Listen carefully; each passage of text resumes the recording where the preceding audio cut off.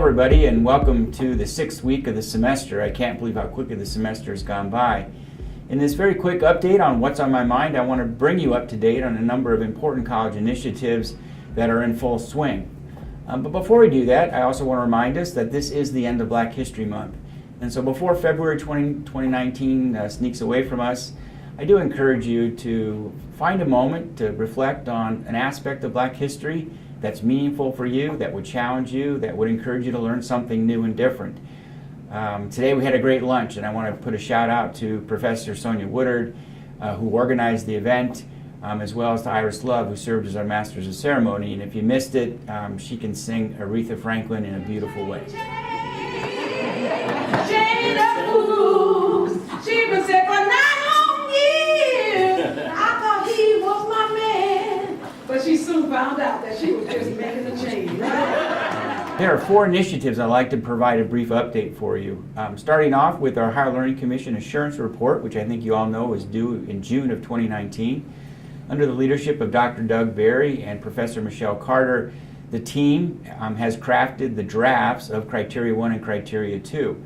So it's critically important that we get this report done before we travel to the HLC conference in April. So as you're asked to support that process, please make that a priority.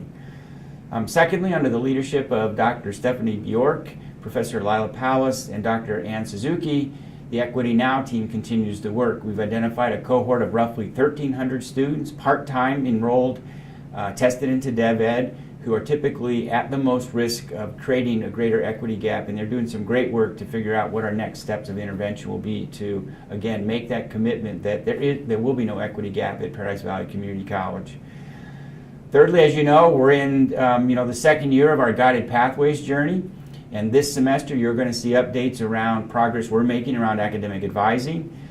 You'll hear more about the good progress we've made as a system around degree mapping, and relatively soon you're going to get a nice preview of the fields of interest and how that's going to be rolled out to students. DevEd, under the leadership of Dr. Stephanie Bjork and Dr. Vivian Miranda, is doing some great work to identify those suite of support services as we move into some of the improvements around DevEd, not only within mathematics, but I hear we're doing some great things and great innovative things as it relates to embedding reading within subject matter areas. As we move into the month of March, I want to put one last pitch out to encourage you to come out and support the Fine and Performing Arts Scholarship Fundraising event on March 1st or March 2nd. This year the concert is the Rock and Roll Symphony. I'll be there on Friday night, and it's always a good time, and the money goes to a great cause to support students. And secondly, as you learn more about the employee giving campaign that will be rolled out soon under the direction of Jesse Wright, I would encourage, as you think about your philanthropic priorities, to consider programs that are important to our college here, whether that be our ACE program, our HOOP program, Closing the Equity Gap, or a scholarship program that's special to you.